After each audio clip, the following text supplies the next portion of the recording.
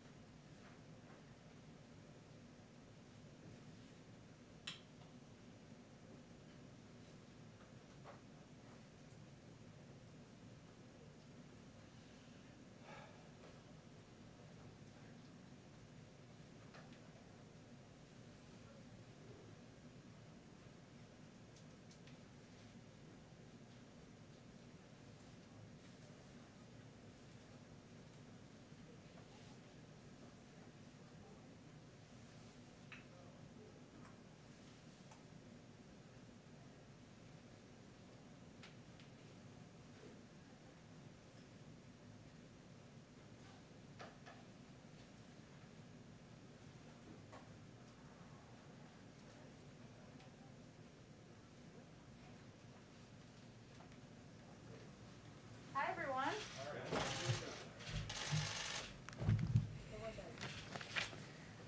Good afternoon.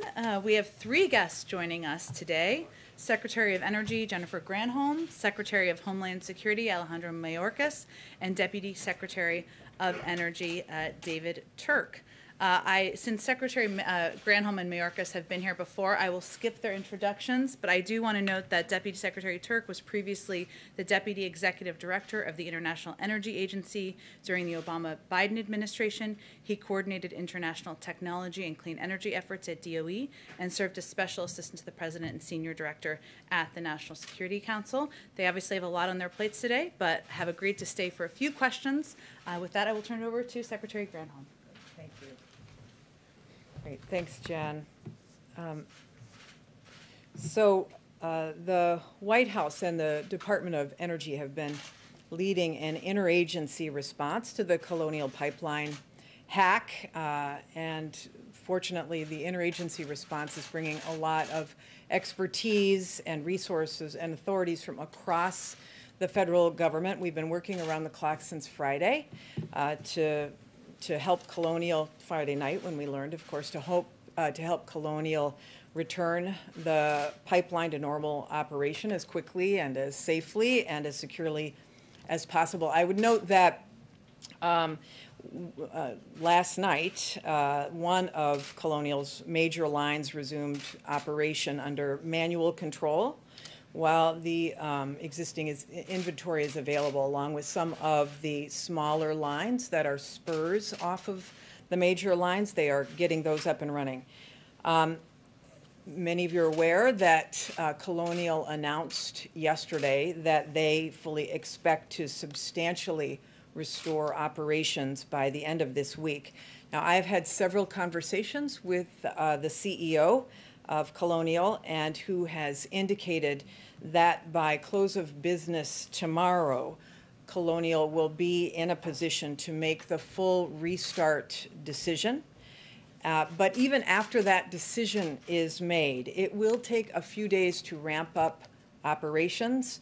This pipeline has never been shut down before. It travels great distances. There is fuel in the pipe, and then there is fuel, the offtake from the refineries that have to be added. So it will take a few days to be up and running. But our interagency effort is going to be on it all the way, and let me tell you what that has looked like so far. Starting this weekend, my team began multiple daily calls with Colonial senior executives, Dave Turk leading those, and those calls have enabled us to share information across the federal government to keep us fully in sync with their progress and to let them know what resources we can bring to bear. We've spoken today and yesterday with several governors' offices in the affected areas from the South and the Mid-Atlantic. They're obviously understandably concerned with reports of gas stations running out of fuel, and they want this pipeline restarted, as do we all. We are going to continue to assess impacts along the East Coast and in particular the parts of the Southeast, using the information and analysis from the Energy Information Agency, which is part of the interagency combined effort, and other federal partners. We're using these conversations and that information to inform the federal decision making with our federal partners around steps to mitigate these supply impacts and disruptions. So on Sunday afternoon, some of you are aware that the Department of Transportation issued an hours of service waiver, which provides greater flexibility to drivers who are transporting gas and diesel and jet fuel across 17 states as well as the District of Columbia. DOT also moved to temporarily relax some of its workforce requirements and monitoring so that we can make sure that we have the personnel online in these places and with the drivers. This morning, the Environmental Protection Agency issued a waiver of the blend of fuels for the affected states to allow us to use non-compliant fuel and boost available supply where it's needed.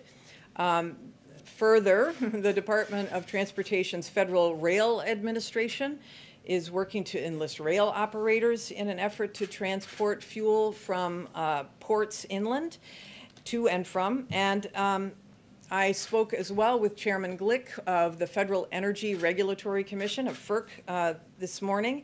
He is positioned to issue, FERC is positioned to issue orders quickly to direct the pipeline to prioritize fuel to the areas that are most in need once the pipeline is up and running.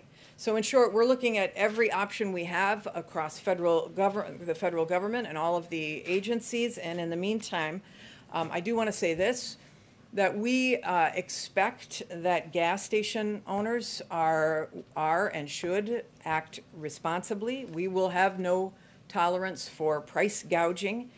Federal and state officials will be investigating those actions if they see price gouging, and we are urging consumers to report any price gouging to their state attorneys general.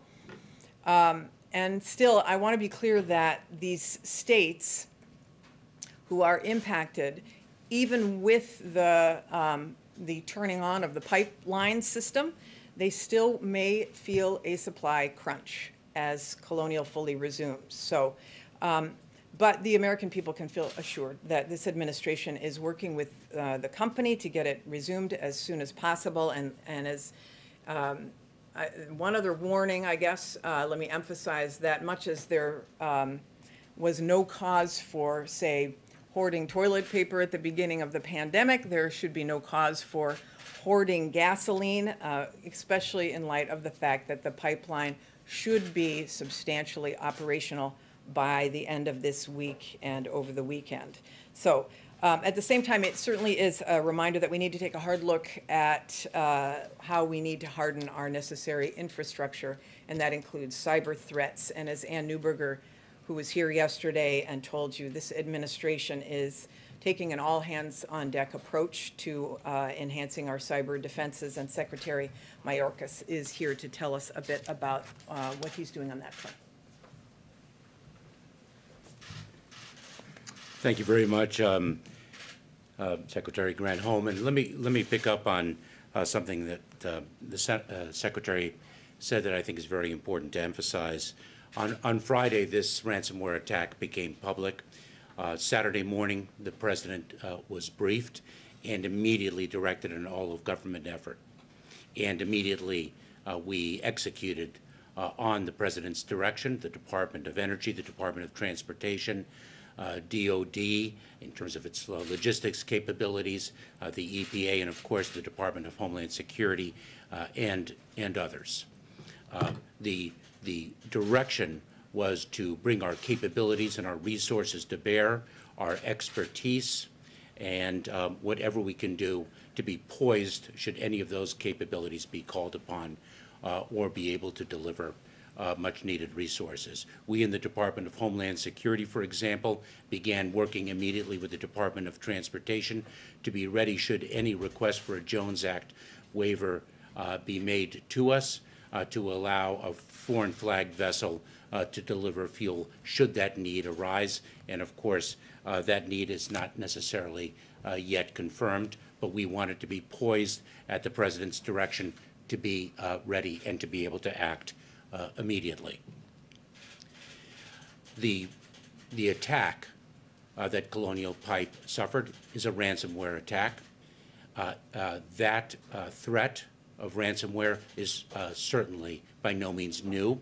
As a matter of fact, last week I spoke at an event sponsored by the United States Chamber of Commerce about the gravity of the threat. More than $350 million in losses are attributable to ransomware attacks this year. That's a more than 300% increase over last year's victimization of companies, and there's no company too small to suffer a ransomware attack. We are seeing increasingly small and medium-sized businesses suffer a ransomware attack, and we are bringing in the Department of Homeland Security our capabilities to bear through the Cybersecurity and Infrastructure Security Agency, or CISA, as it is commonly known. We are in the lead in the public-private partnership in an all-of-government effort to raise the cyber hygiene of private industry and, of course, within the federal .gov environment as well. We share information between the public and private sectors. We share best practices. We have cybersecurity directors to actually be on site at a company's facilities to assess it, to make recommendations, and to direct it with respect to voluntarily direct it to raise its cyber hygiene and how it can best do so.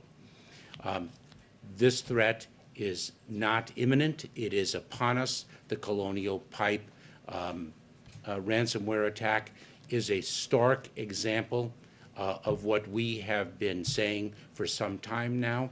And quite frankly, when I served as the Deputy Secretary of Homeland Security in the second term of the Obama-Biden administration, we were focused on it then. And so we are bringing our all-of-government effort at the President's direction to not only address the situation that is upon us today, that is galvanizing our attention, of course, but to really focus on critical infrastructure and what we can do to strengthen that critical infrastructure across our government and to make it more resilient to these types of attacks and to raise awareness so that everyone understands the need to prevent and be in a position to respond to these attacks. And I'll turn it over. Jen. And I'll just say we may pull up our Deputy Secretary here too in case we need him.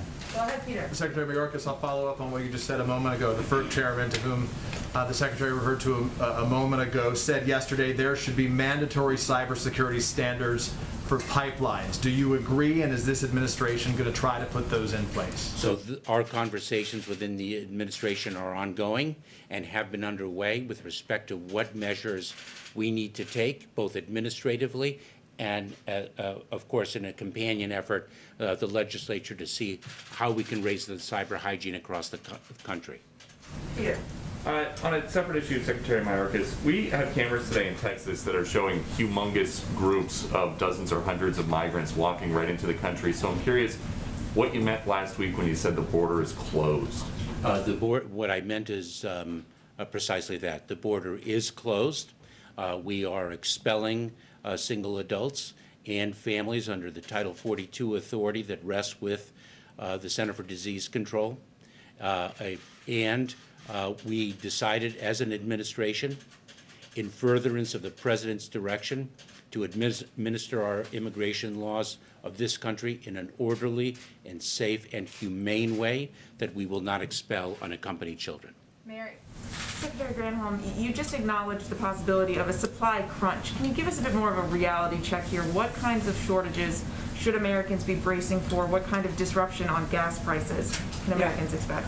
First, let me just be really clear. The crunch is in the areas that are affected by the pipeline, the main spurs of the pipeline, so that really is the southeast. It's about 70% of the supplies of North Carolina, South Carolina, Tennessee, Georgia, and especially Southern Virginia are impacted the most. And so those are the areas that we have the greatest concerns with, and because of the fact that there's not a whole lot of other supply. Now, this particular pipeline also supplies other states, but there are other pipelines that supply other states as well, so there's more diversity. In this particular region, that's where we're going to see the crunch, and this is why we know that we have gasoline, we just have to get it to the right places. And that's why these next couple of days, I think, will be challenging, and we want to encourage people. It's not that we have a gasoline shortage, it's that we have this supply crunch, and that things will be back to normal soon, and that we're asking people not to hoard and know that we are all over this. Amar. Thanks. What does this say about the fragility of our national infrastructure, that one hack could do this, and could it have been worse if the hackers had gotten into the operational system? Attacks on our critical infrastructure are not new. There are different levels of strength and resilience across the critical infrastructure enterprise, and that is why we are so focused on making sure that the cyber hygiene across the entire enterprise is strengthened. And remember, in cybersecurity, one is only as strong as one's weakest link, and therefore we are indeed focused on identifying those weak links, working with those weak links in the critical infrastructure enterprise, as well as throughout the private sector, and strengthening our country as a whole. This is not unique to the United States. Thanks, Jen. Secretary Granholm, can you give us a sense of the timeline on the Jones Act waiver that we just heard from the DOT about, and when will it go into effect? Actually, this is the So Jones Act waiver guy. Yeah. So if I may, when we receive a request for a waiver, the Department of Transportation engages in an analysis to determine whether any U.S. flagged vessels are available to deliver what is needed. And if in fact they are, then of course they are called upon under the Jones Act statute to deliver accordingly. But if there are not U.S. flags available, then we analyze the need for foreign flag vessels and apply the statutory requirements correctly. And of course, in a situation such as this, the work we already began precisely for this reason, at the President's direction, to be ready and to be responsive with the urgency that the situation would require. So we are on it as fast as possible. Is there a timeline, Secretary? I know you're conducting a review, but what is the timeline? So we're going to move in lightning speed. Matt Visor. I had a question for Secretary Granholm on behalf of a colleague who couldn't be here. Not about the Colonial Pipeline, but a different one. The state of Michigan has ordered the closure of a pipeline called Line 5 with a deadline tomorrow. The question is, has the White House or the Biden administration or the former governor of Michigan, current Secretary Granholm, if there's any position on the Line 5, if you guys are urging the state of Michigan to do anything one way or the other? Yeah, we don't weigh in on that, and it's in court right now. So that's where it sits. It will be decided in court. Go ahead. Yeah, can you tell us what is the feasibility of using rail cars to transport fuel into the affected areas? I know that's being looked at. Yeah, the DOT is looking at that, and so we'll have to wait till their analysis is done. These are not easy solutions because there may or may not be the right rail cars. There may not or may not be the deep water ports available for the Jones Act to be able to respond. So this particular area of the country, this is why we have doubled down on ensuring that there's an ability to truck oil in, gas in. But the pipe is the best way to go, and so that's why hopefully this company, Colonial, will in fact be able to restore operations by the end of the week, as they have said. We're going to do the last one in the back. Yeah, actually I have a question for each of you. I'll start with you, Secretary Granholm, because ladies first. Obviously we have the acute issues with the Colonial Pipeline ransomware attack, but looking more holistically in a macro view, how does this speed up the efforts at DOE to move in more of a renewable direction, since this is going to have an impact on people at the pump? Yeah, I mean, we obviously are all in on making sure that we meet the president's goals of getting to 100% clean electricity by 2035 and net zero carbon emissions by 2050. And, you know, if you drive an electric car, this would not be affecting you, clearly. But it's just, I don't want to, this company is acting in a responsible way. They took their pipeline down so that the ransomware would not spread. And so up to this point, they're carefully reviewing so that they're doing this in a responsible way. The broader issue is a very important issue. It's an issue for the president's priority in the American Jobs Plan, the issue of investing in a transmission grid, for example, so that you don't have the cyber issues associated with it. So there's a lot of broader questions in this. And we hope that we'll be able to see that investment in infrastructure that will facilitate clean and renewable energy. Secretary Mayorkas, for you, are you having any issues filling some of these critical infrastructure jobs? I know this has been sort of a historic problem in finding people who are qualified to take on mass-scale cybersecurity for the federal government. That's a huge undertaking. Are you still having some of the issues that we've seen sort of on and off throughout history, really in the history of DHS, filling those positions with qualified applicants? So it's a very interesting question. So let me say, we launched this series of cybersecurity sprints several weeks ago. Our first cybersecurity sprint was on ransomware, precisely because of the threat, the gravity of the threat that poses. Our second sprint is precisely on recruiting and retaining top cybersecurity talent. Bless you. Top talent, and we're very focused on that, and we're very focused on also achieving one of the president's critical directives to reflect a critical value, which is that our cybersecurity talent will achieve diversity, equity, and inclusion. Thanks. Thank you both. All right, thank you. Thank you very much. All right. Okay. I have a hard stop at 3 o'clock, but I wanted to, of course, bring the two secretaries here, and I know there's other things going on in the world, so we will get to as many questions as we possibly can. A couple of items at the top. The president announced this morning, or we announced this morning, that 1 million people have signed up for health insurance during the 2021 special enrollment period since it started in February.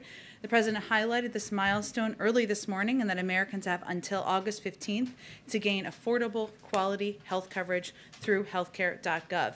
Thanks to the American Rescue Plan, 4 out of 5 people can buy a plan for less than $10 a month. Also today, as just wrapped before this, in our COVID response team's call, well, I guess that was before that, with our nation's governors. Jeff Zients announced that jurisdictions will receive close to 28 million doses this week, with 2/3 going to states and the remainder to federal channels. He also announced additional efforts to get America vaccinated, many of which you've seen out there. Free rides for Americans to vaccination sites from Lyft and Uber by May 24th and through starting May 24th and through July 4th. A new partnership with our federal pharmacy partners to support on-campus vaccination clinics at some of the nation's largest community colleges. More resources immediately available to states and jurisdictions to fund on-the-ground vaccination education efforts, including personnel costs. And this money can go to things like phone banking, door-to-door canvassing, pop-up vaccination sites in workplaces and houses of worship, which is especially pivotal at this stage we're in. And as we await hearing more from CDC and its recommendations, the team has also reiterated that the administration has already been working to prepare for youth vaccinations and ensuring we can get supply out as quickly as possible. Final item for all of you on the situation in Jerusalem and Gaza.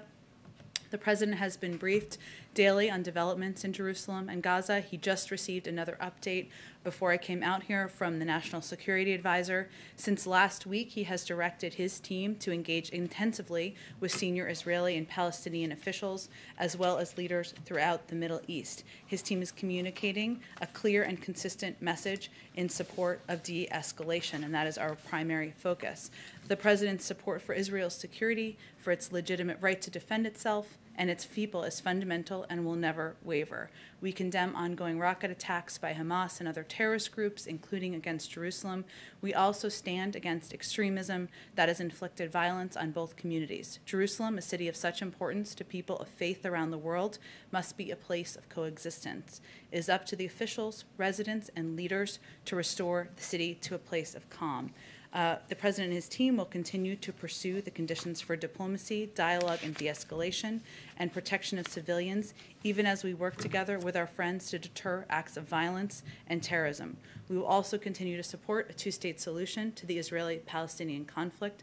That is the only way to ensure the just and lasting peace that two peoples have struggled to achieve. We believe Palestinians and Israelis deserve equal measures of freedom, security, dignity, and prosperity. And U.S. officials in recent weeks have spoken candidly with Israeli officials about how evictions of Palestinian families who have lived for years, sometimes decades, in their homes, and of demolitions of these homes work against our common interests in achieving a solution to the conflict. In the coming days, as Muslims gather with family and friends to celebrate Eid, and Jews join together to mark the beginning of Shabbat, let us affirm that all people of faith deserve to enjoy these important celebrations without fear of violence and work toward peace and calm for all. With that, Amr, go ahead. Thank you. There's a new AP poll that shows that just 11% of people who remain unvaccinated say they definitely will get the shot, while 34% say they definitely won't. Are we getting to the point where the well of persuadable folks is running dry?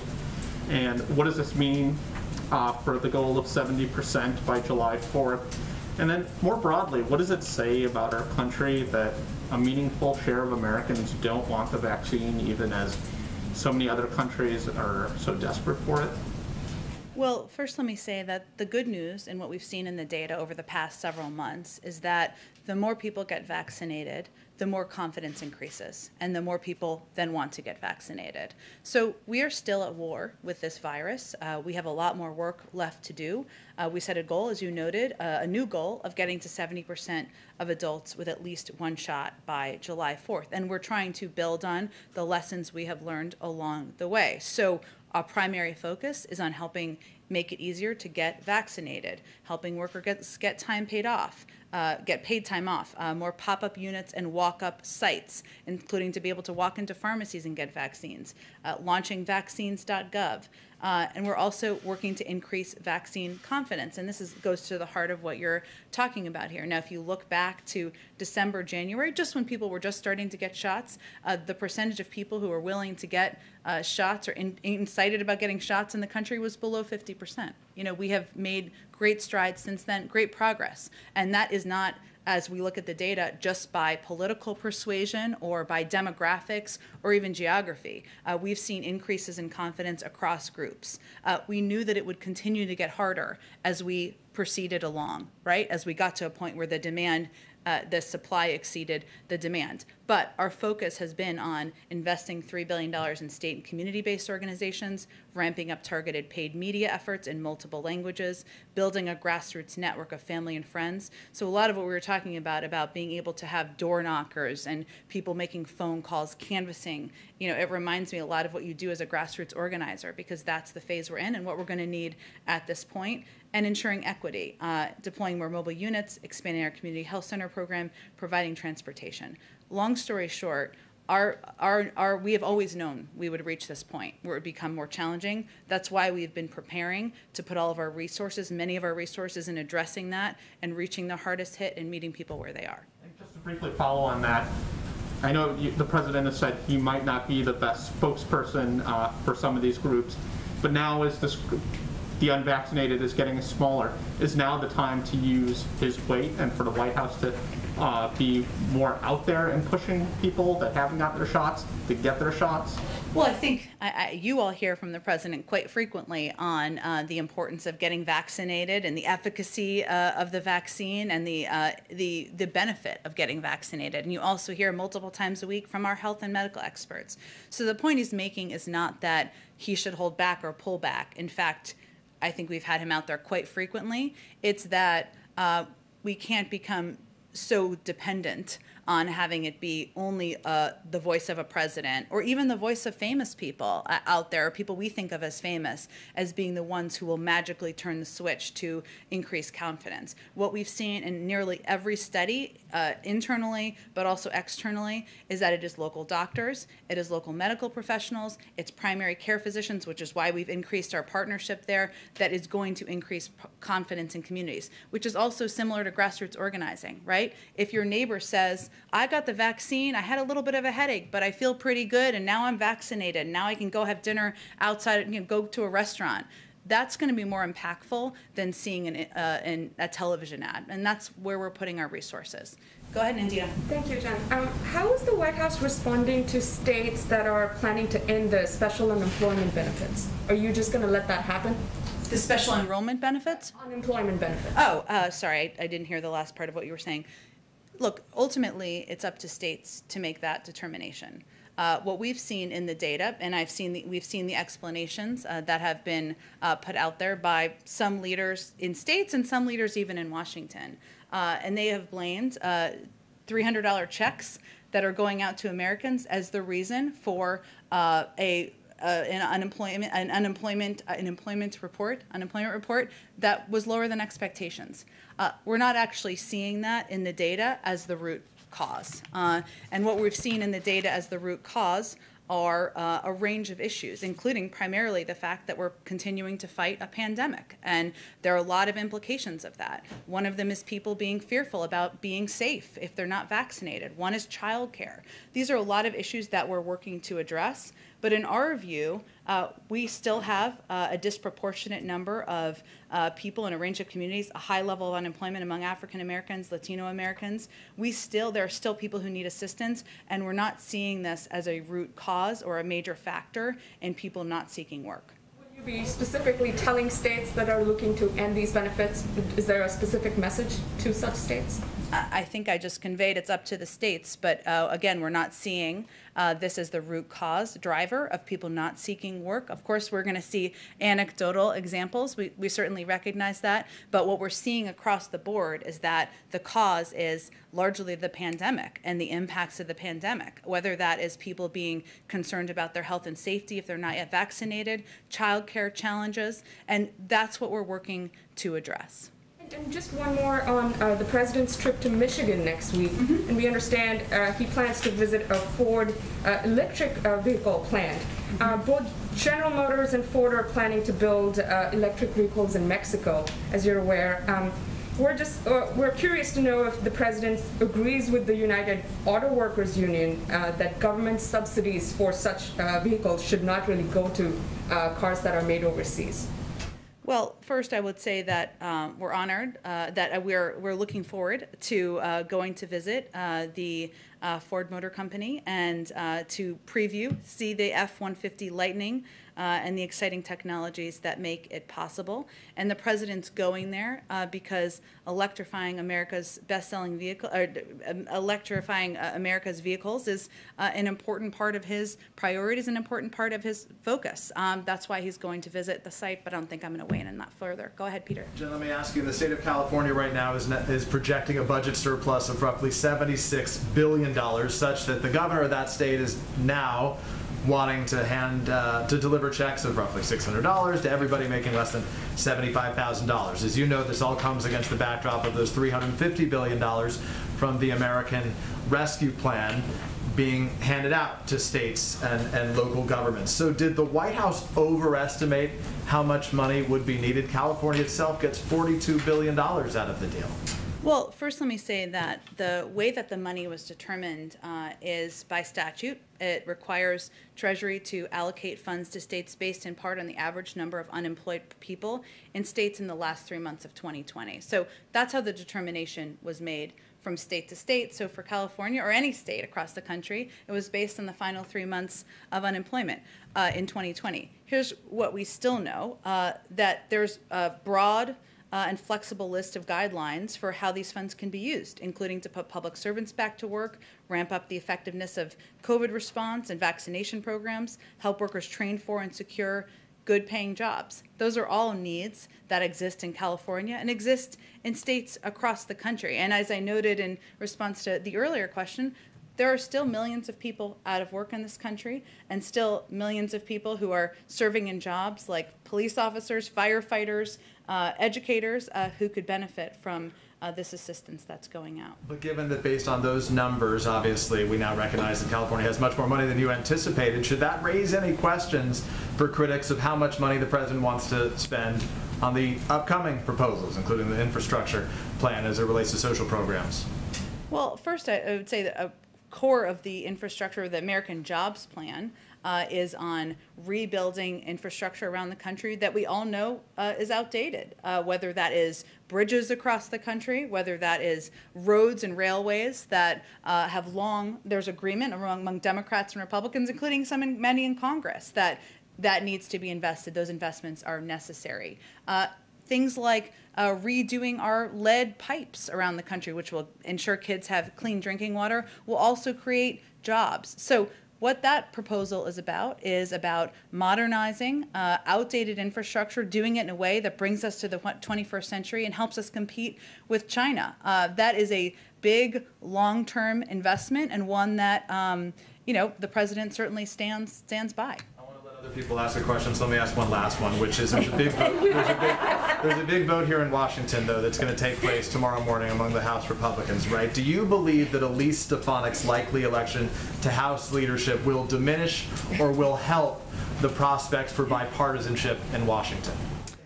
Well, Peter, as probably won't surprise you, we're not spending much time here determining an outcome of, or predicting an outcome of, I should say, or analyzing the impact of inter-party fighting within the Republican Party. We will leave that to them to work out among themselves. But will it or will it not affect you guys are fighting for bipartisanship, so will her likely new position help or hurt that effort?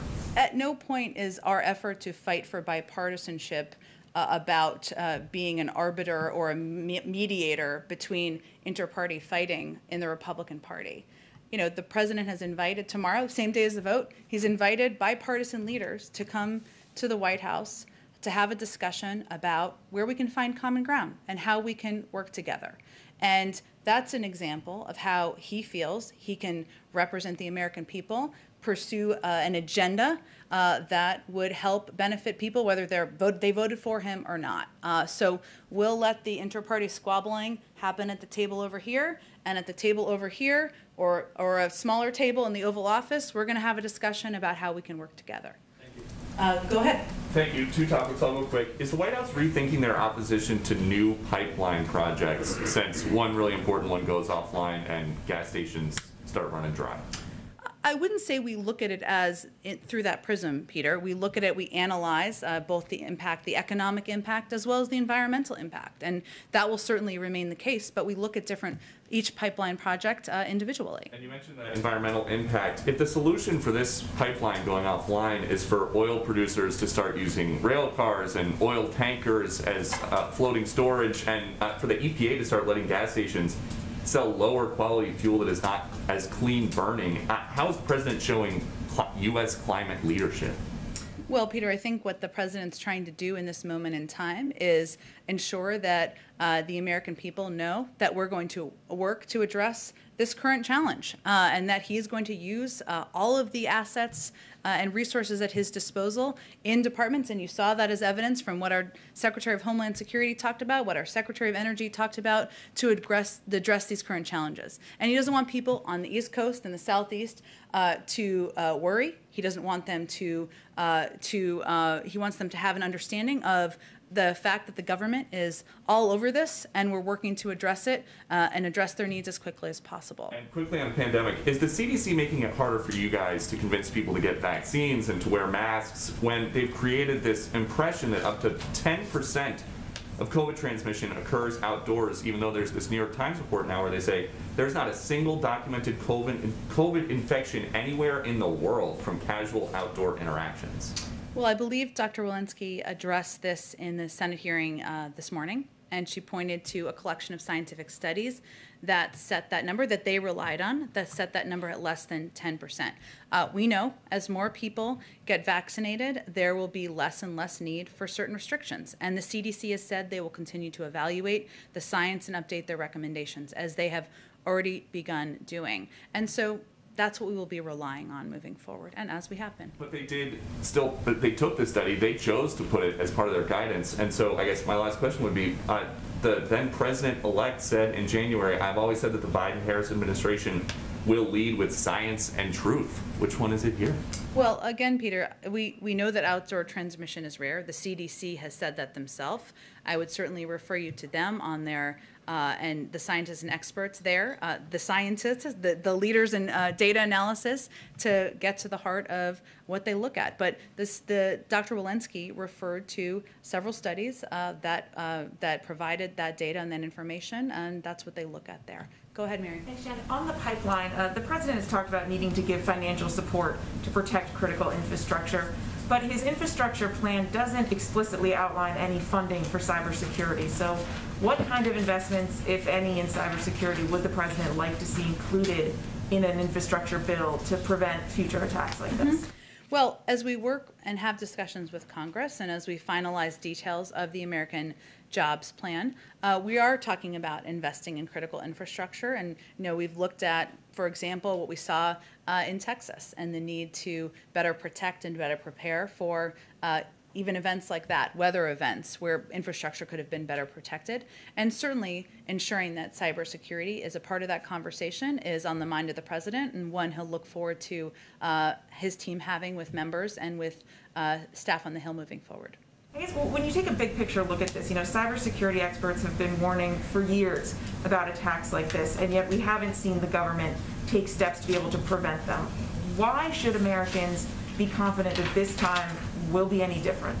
Well, I think it's important to remember this is a private sector company. This isn't a federal government entity, and we are working closely with them both to stay closely coordinated, ensure that they are getting the assistance and counsel they need, but also we are working through an interagency process with a great deal of urgency, I promise you, coming from the president, to ensure that we are taking steps through steps from the federal government to plan for all contingencies. This was a private sector action, as Secretary Granholm said, of a company to take down their pipeline because of the ransomware. This is ransomware that has been out there for some time. We have in this White House and in this government, we have ensured that there is increased cooperation between the public and private sector. But a big lesson from this is the need for all companies to harden their cybersecurity apparatus and to ensure that they are protecting themselves, even as we are working as a government government to plan for contingencies and ensure that across the federal government we have all the necessary protections in place. And just lastly, the president said yesterday that the hack was traced back to Russia, but there was no evidence that the Russian government was involved. Is that still your understanding? And if so, what responsibility does Russia bear, if any, to deal with these actors? Well, the president also said that his intelligence community has not made a full assessment yet, which remains the case, but also that given that this entity that the FBI had concluded, or attributed, I should say, with the attack, was located in Russia, that that country has a responsibility to act responsibly.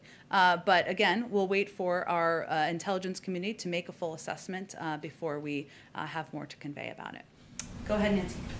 We are expecting new inflation numbers out tomorrow, and I'm wondering if the gas price surge and the continuous commodities surge, like lumber, is changing the administration's outlook at all on inflation. Well, let me first say that, of course, the Federal Reserve, I would point you to them to speak to or provide analysis or speculation on anything as it relates to inflation or the impact of certain external actions. I will say, as we've said in here before, but we'll reiterate that, of course, we take the possibility of inflation quite seriously, as actions that have been taken to date or proposals that have been made. Most economic analysts believe that it will have a temporary or transitory impact, but in terms of analysis on current events, I would point you to the Federal Reserve. Go ahead. Yes, Jen, the president assured governors today there'll be enough vaccine for all Americans. Mm-hmm. What about Americans overseas? There's a bipartisan groups who are pleading with this administration to help them get vaccinated. It's impractical for them to fly back to the United States. So are you looking into this? Anything that the administration can do? Well, we certainly do, and as a veteran of the State Department, I can restate that we are quite focused on the health, safety, well-being of Americans living all around the world.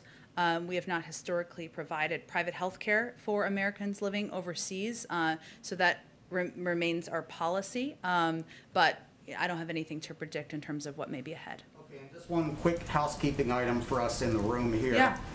Why was the pool not invited in to the president's remarks today? What was different about today than any other day for the pool? Well, the entirety of the remarks were live streamed for everyone in the media, whether they're sitting here or sitting at home or sitting in a bureau, could see, or the American people could see, including the engagements with governors, questions and answers with governors. So I don't know that you can be more transparent than that. But is this going to be the norm now, or was this a one-off? I think this was a setup where you had multiple governors on a stage, and it was just something where ensuring it was live streamed, available to everybody, was the choice that we made. Go ahead. Yeah, thank you. If Congress can't get together on a bipartisan January 6th commission, is the president willing to appoint one on his own? Well, I know they're still working through this, and there is strong support among many members of Congress in a commission, which obviously is something we also support from this administration. So I'm not going to stand here and predict failure or get ahead of that process that's ongoing. Well, relatedly, and this goes to the Liz Cheney, Lee Stefanik thing. Sure. Is the president concerned that there are so many Republicans who are still going along with the lie that the election was rigged or illegitimate somehow? Well, we're focused on what we can entirely control from here. And what the president's focus is on is leading by example, is governing for all Americans, and is hopefully reinstilling trust in not just government and the federal government, but also in democracy. We don't expect that to happen overnight, but that is a central objective of his presidency. And that's how he and we feel we can best combat the misinformation that continues to be out there. Go ahead, Anita.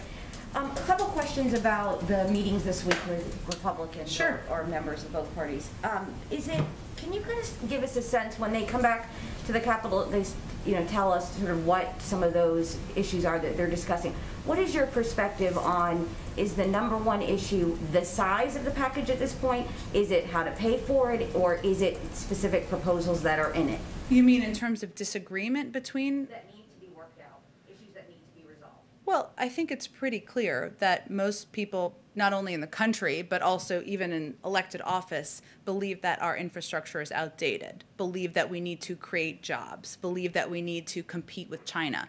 Those are all areas where, frankly, Democrats and Republicans have worked together for decades, and we are working on some different pieces of legislation in Congress now. So a lot of the disagreement is around how to pay for it. The President has proposed how to pay for all of his proposals. There's obviously a difference of opinion on that, but I think that's probably one of the central pieces. Okay. And then just on the timing of this, I know you have in previous briefings not really talked about the timing too much. People are using Memorial Day or the end of May. I've talked about it many times, but summertime, right? I said progress by Memorial Day, right, and hope to sign it by the summer. Right. And when asked about progress, I just want to understand what that means. So does that mean by Memorial Day the talks will stop and the President or Democrats will try to move forward, or will the bipartisan discussions continue? I don't think we can make that assessment quite yet, Anita. I think what we're looking at is we want to see if there's an opportunity to work together, but it doesn't mean we stop then. It just means we will be able to assess at that point where things sit, where we go from there. But as you know from covering these sausage-making, bill-making, policy-making extravaganzas, usually there's talks right until the very moment when something's passed. So I would expect they would continue until that moment. Really quick, to clarify just what Steve was saying, was the entirety of the President's remarks with the governors, the virtual remarks, a live stream? Is that what you were? I believe it was. I mean, it's hard to tell when the... Were you not online, or? We were watching from here and then the briefing began, so I couldn't really tell. We didn't start the briefing until it concluded.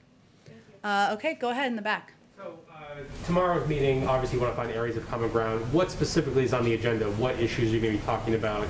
And what are you hoping is going to be the outcome of that meeting? Sure. Well, let me first say that there are a lot of ways to approach a meeting like this, as you know.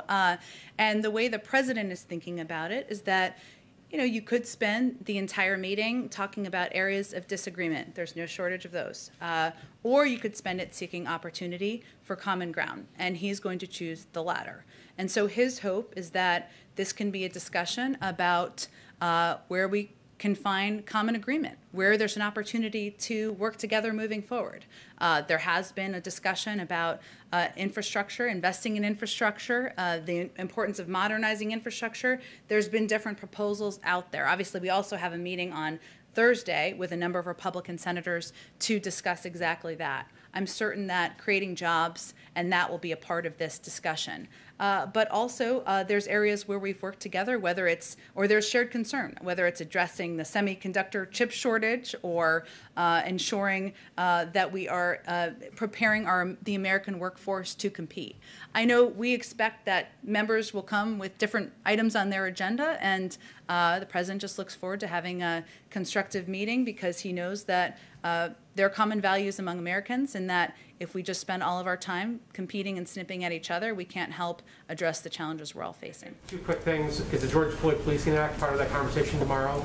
Obviously, the President set a pretty tight deadline for that, and there is bipartisan movement, so I was wondering if that would be something that would come up tomorrow. There are negotiations, as you know, that are ongoing on a bipartisan manner. I expect once the meeting concludes, we'll give you a sense of what the topics are that ended up coming up in the meeting. And secondly, you know, it's been more than 3 months, almost 4 months since the President took office.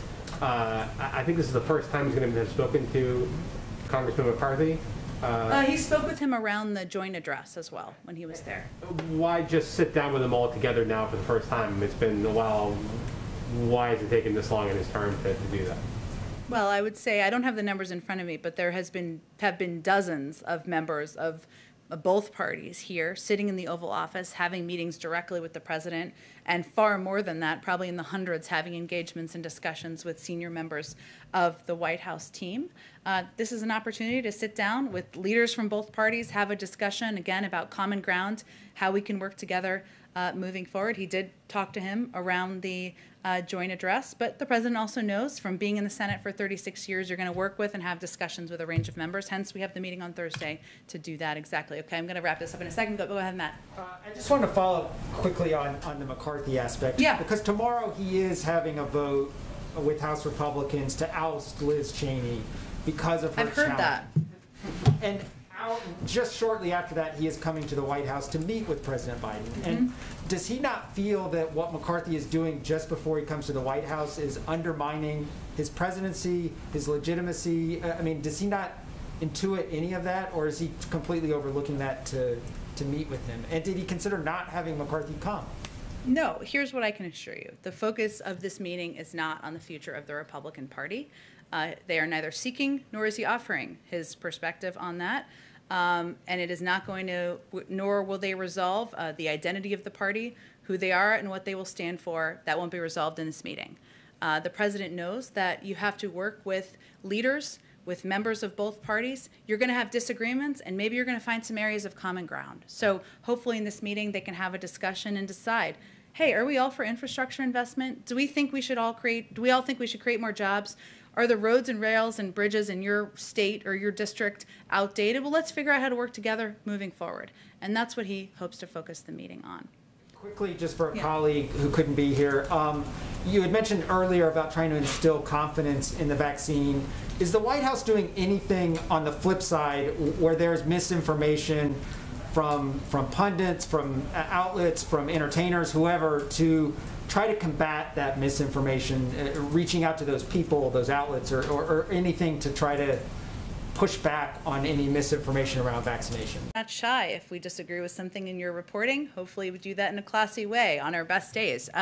But we certainly do that. There's a lot of information that's flowing out there, and it's not all that misinformation is malintent, and we don't always see it that way.